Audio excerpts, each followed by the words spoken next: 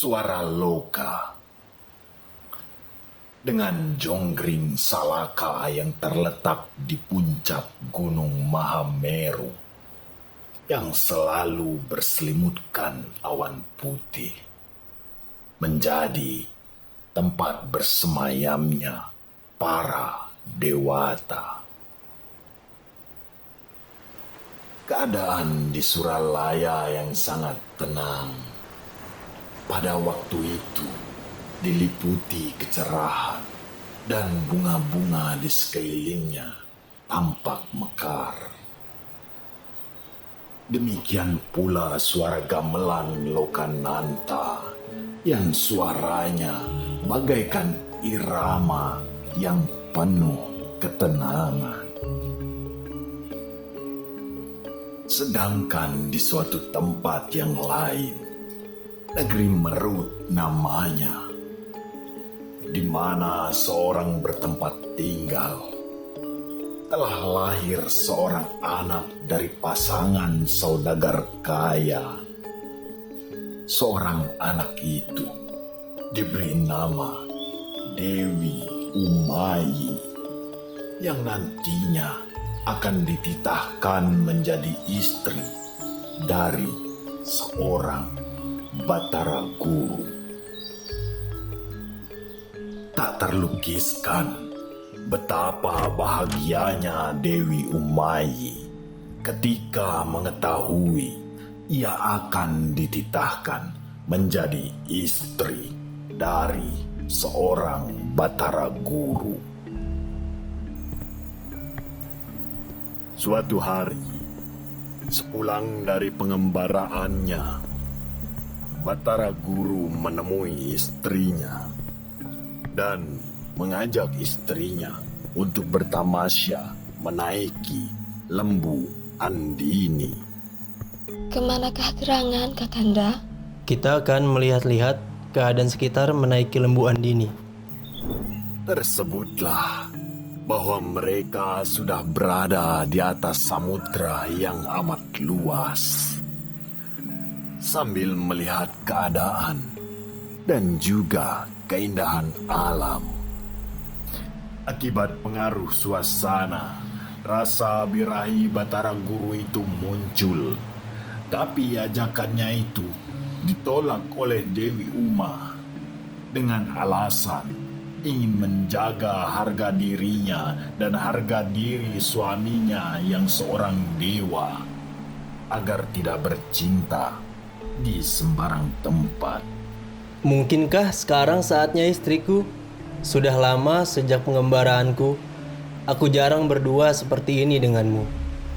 Tidak di sini, Kakanda. Kau seorang dewa, dan dewa tidak pernah melakukan hal seperti ini di sembarang tempat. Tiba-tiba, sebuah cahaya keluar dari tubuh Batara Guru dan jatuh ke dalam samudra. Peristiwa tersebut telah melukai sang Batara Guru, maka amarahnya tidak dapat ditahan. Ucapan yang tajam itu mendapat celaan dari Dewi Uma. Kata-kata seperti itu tidak pantas diucapkan oleh seorang dewa. Itu adalah ucapan dari makhluk taring. Dan seketika itu pula Batara Guru memiliki taring dan namanya pun bertambah menjadi Randuwana. Sekalipun demikian, rasa jengkel terhadap istrinya tidaklah hilang. Setelah peristiwa itu terjadi, mereka berdua segera kembali. Setiba di jonggring Salaka, ia lalu memarahi istrinya. Karena engkaulah aku menjadi seperti ini, maka engkau pun harus bertaring pula layaknya seperti seorang raseksi. Karena kekuasaan Batara Guru, hilanglah kecantikan Dewi Umayi dan wujudnya pun berubah menjadi seorang raseksi. Maafkan hamba, dan mohon agar rupa hamba dikembalikan seperti semula. Baiklah, tapi tunggu sampai saatnya tiba. Ini janjiku kepadamu. Kelak, setelah 12 tahun berlalu, sepanjang itu kamu harus mengalami nerakamu. Maka barulah akan datang seorang bantuan, ialah Pandawa yang bungsu yang bernama Sadewa. Hanya itulah yang bisa kuberitahu. Sejak itulah Dewi Umay berubah wujud menjadi raseksi dengan nama Betari Durga. Masih ingatkah bahwa peristiwa aneh yang telah terjadi? Ialah dari tubuh Batara Guru telah keluar sebuah cahaya, dan ketika cahaya tersebut jatuh ke dalam samudra, maka berubahlah menjadi seorang bayi yang besar. Ternyata bayi itu pun berubah menjadi bayi raksasa yang pada saat itu ia sedang dalam kemurkaan. Bayi tersebut menetap di dalam samudra dan hidup sangat rakus. Apapun yang berada di dekatnya, ia makan. Semakin lama, semua makhluk laut habis dimakannya. Kondisi samudra yang makin hari makin tidak karuan pun akhirnya sampai berita itu ke telinga para dewa. Lalu Batara Guru segera memanggil para utusan untuk mengatasi kekacauan yang terjadi di samudra. Telah terjadi sesuatu yang mengerikan di tengah samudra sana. Cobalah kalian pergi untuk melihat makhluk apa yang berada di sana. Baik Tuan, segera hamba akan berangkat ke sana. Tersebutlah bahwa mereka yang turut serta ialah Batara Sambu, Batara Bayu, dan Batara Brahma. Segera pergilah mereka menuju samudra. Lalu terjunlah mereka ke dalam lautan. Mereka menyelam dan mencari-cari di mana bayi itu berada. Sementara itu, bayi raksasa sedang merasakan kelaparan karena tidak adanya makanan. Rupanya yang membuat kekacauan di sini adalah seekor bayi raksasa. Aku bingung dari mana mulanya bayi ini berasal. Sudahlah, yang terpenting sekarang kita tangkap bayi ini lalu kita bawa ke kayangan. Ketika ia melihat dewa sedang mengepung, ia segera mencoba menangkap salah seorang di antaranya. Serangan dewa pun tidak dihiraukannya. Hasratnya tetap ingin menyergap salah seorang di antaranya. Namun, ternyata dewa susah ditangkap. Hingga saat itu, raksasa tersebut masih belum dapat menangkapnya. Tampaklah ia semakin murka. Sementara dewa yang lain mencoba menghajarnya, namun tidak ada hasilnya. Hingga para dewa kelelahan karena berkali-kali menyerang dengan jurusnya. Ternyata raksasa itu kebal. Ia lalu segera memerintahkan agar para dewa kembali ke Suralaya. Ketika melihat dewa melarikan diri, raksasa itu pun mengejarnya. Kepada Batara Guru, para dewa pun menceritakan peristiwa yang dialaminya tadi. Pada saat itu, raksasa telah tiba di puncak Gunung Mahameru. Maaf Tuan Guru, raksasa tersebut sangatlah sulit untuk dikalahkan. Jangankan dibuat lumpuh, ditangkap saja pun tidak bisa. Tuan Guru, buku Pancanaka saya pun tidak mampu melukai badan raksasa itu. Seketika itu, para penjaga mencoba menghalangi raksasa yang pada waktu itu sudah sampai di pintu gerbang.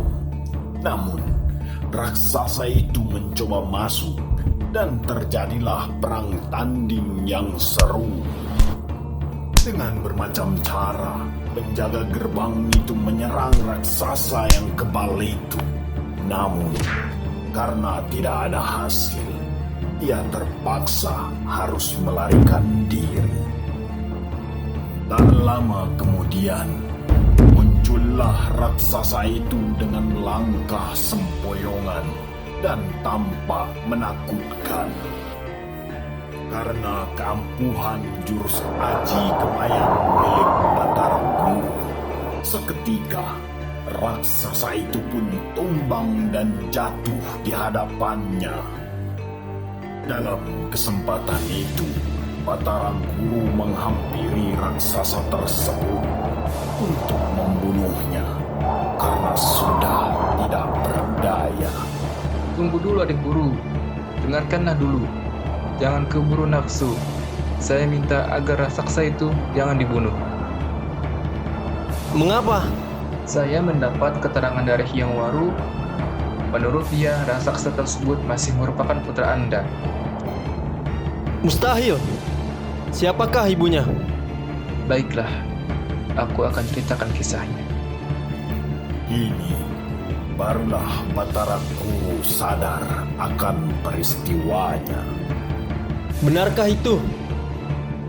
Tapi bagaimanapun raksasa itu tetap harus mendapatkan hukuman karena telah merusak dan membuat kekacauan di laut. Kedua taringnya akan kucabut agar kerakusannya berkurang.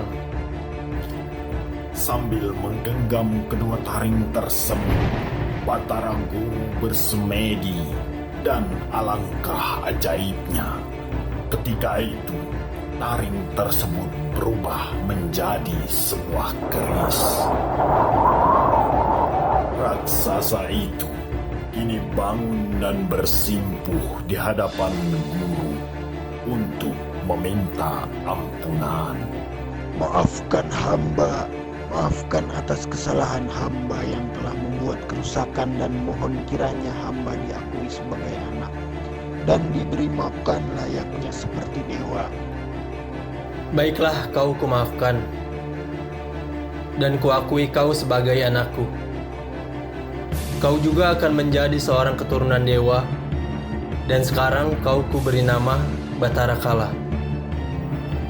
Amatlah gembira ketika Batara Kala sudah diaku anak oleh Batara Guru. Namun, Batara Kala diberi makan bulan, sehingga terjadilah gerhana bulan.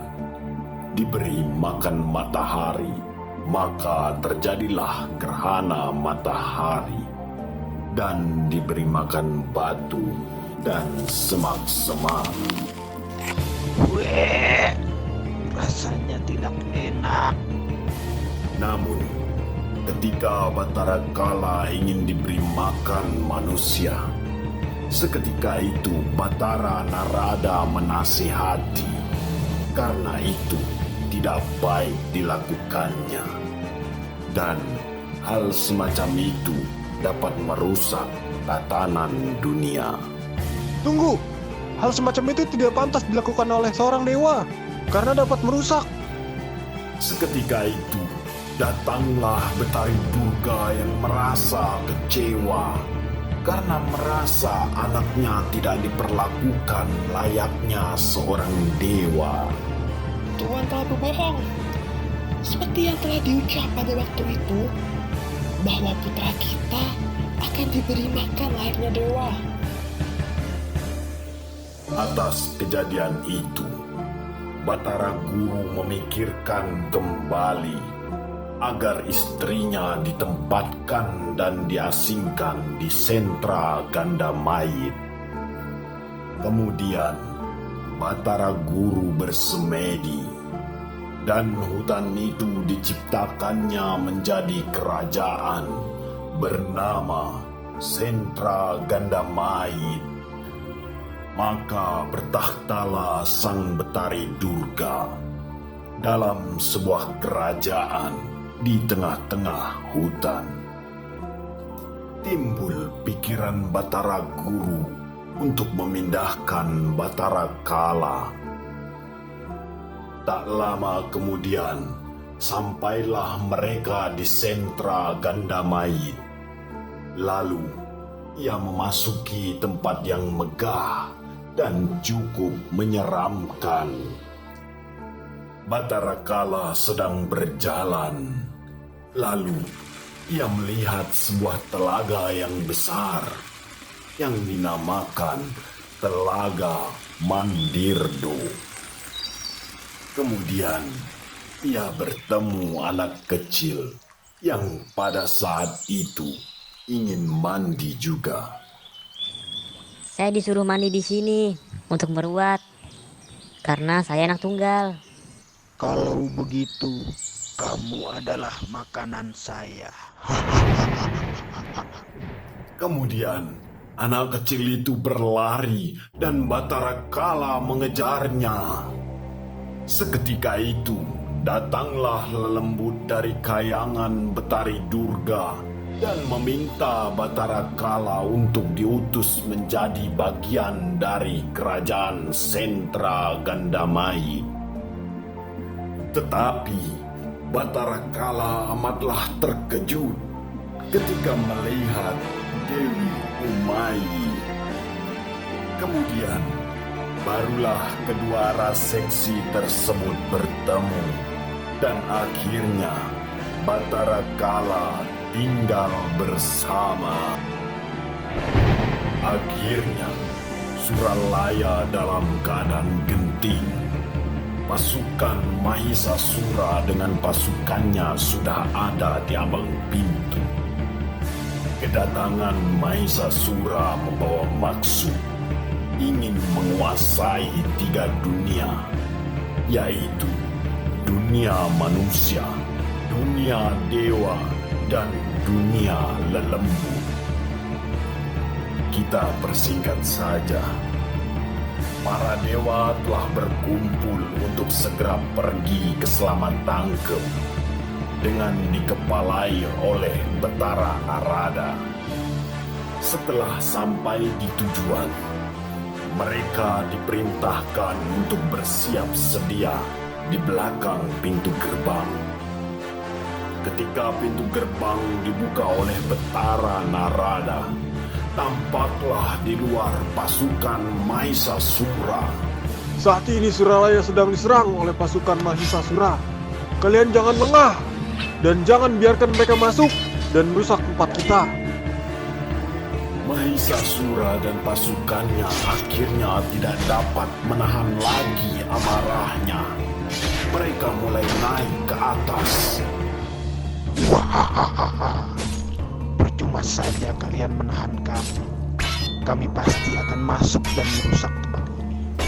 Demikian pula Betara Narada tidak tinggal diam.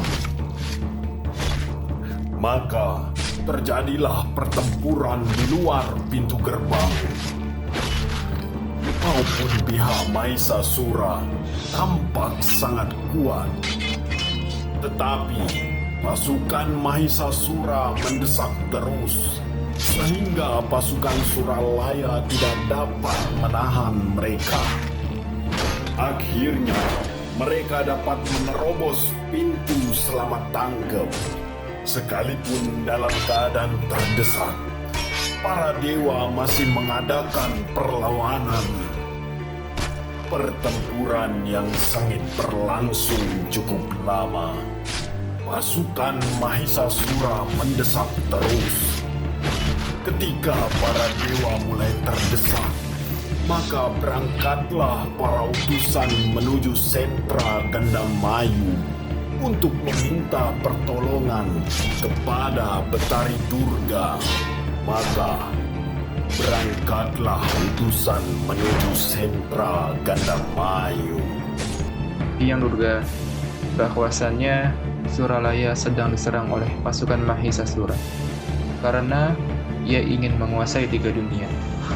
Kedatangan hamba ke sini karena diutus oleh Hyang Guru, karena ingin meminta tolong agar Hyang Durga membantu kami dalam melawan pasukan Mahisasura.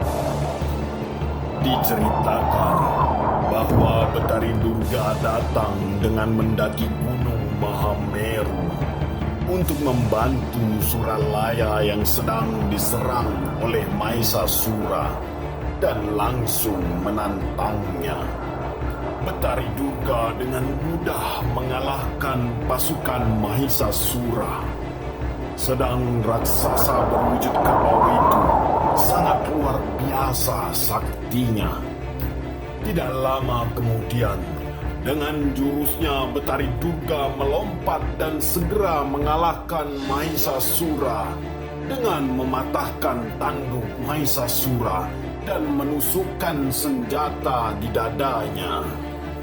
Matilah sang raksasa menakutkan, dan para dewa serta penghuni kayangan menjadi lega. Mereka memberi ucapan selamat dan penghormatan kepada Betari Durga.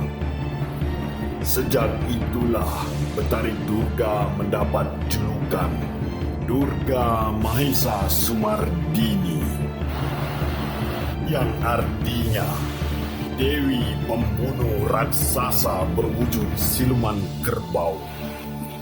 Ia kini dipuja sebagai Dewi Penyelamat, Dewi Penghalang Rintangan, dan dijanjikan akan diruat guna mengembalikan dirinya ke wujud asli.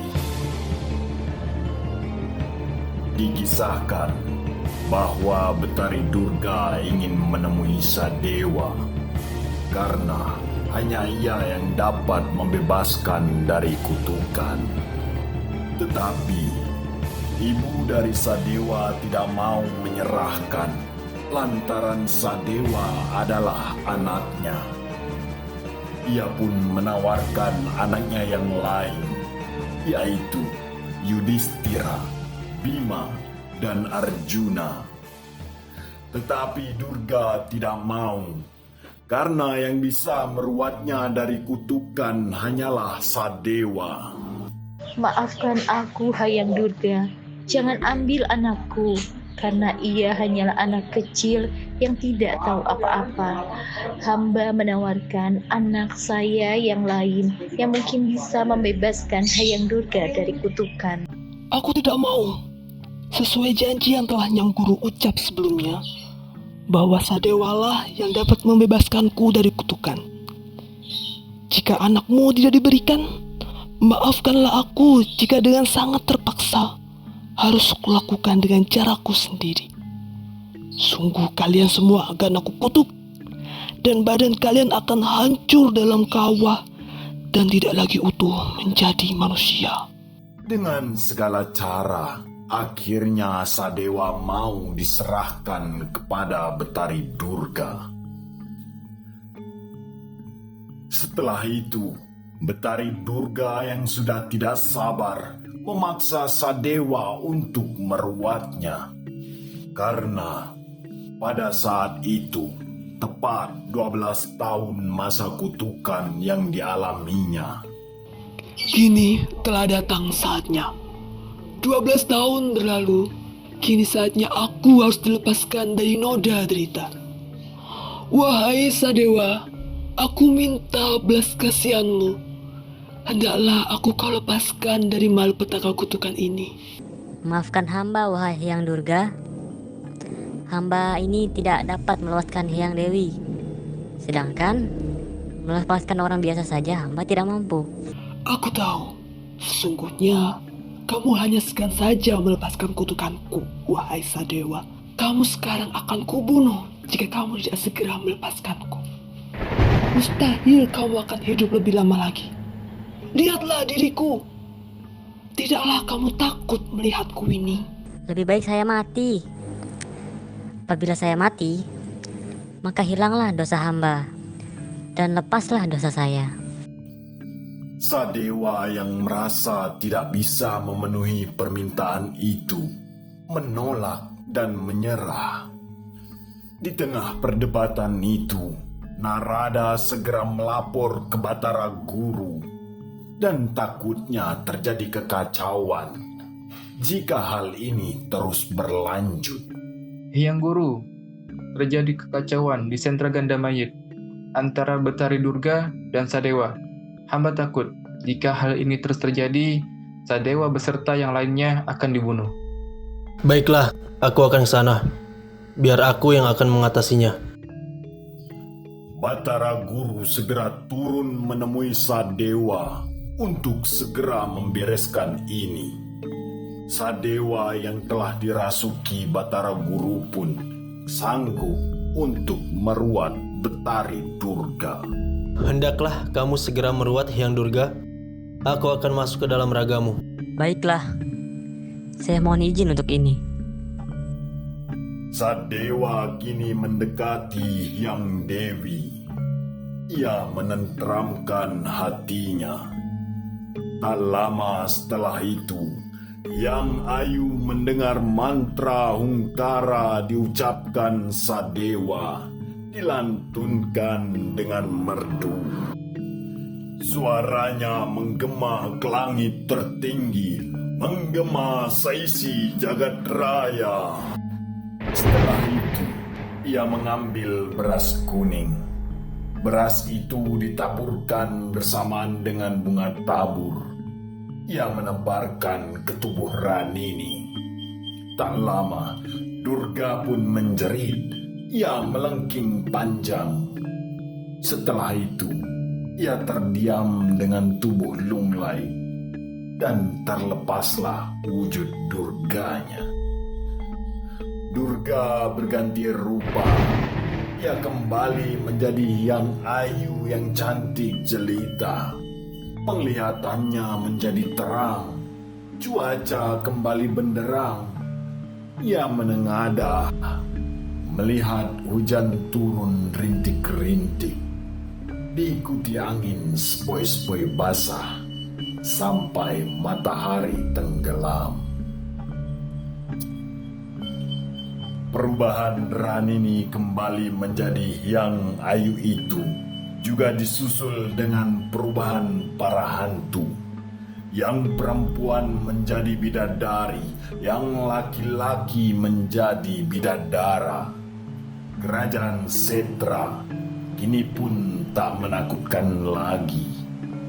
Kerajaan itu menjadi taman bunga, sangat indah, penuh dengan bunga aneka warna. Setelah Betari Durga diruat oleh Sadewa, Sadewa, telah hilang kutukanku. Saya sangat berhutang padamu. Kamu sekarang jadilah anakku. Kini, ku ganti namamu menjadi Sudamala, karena kamu telah melepaskan kutukanku. Dan semoga kamu selalu dijauhi kejahatan dan mendapat keselamatan. Seketika itu pula, ia kembali menetap di kayangan. Dan kini, sentra Gandamayit yang mulanya seram menjadi taman bunga yang indah.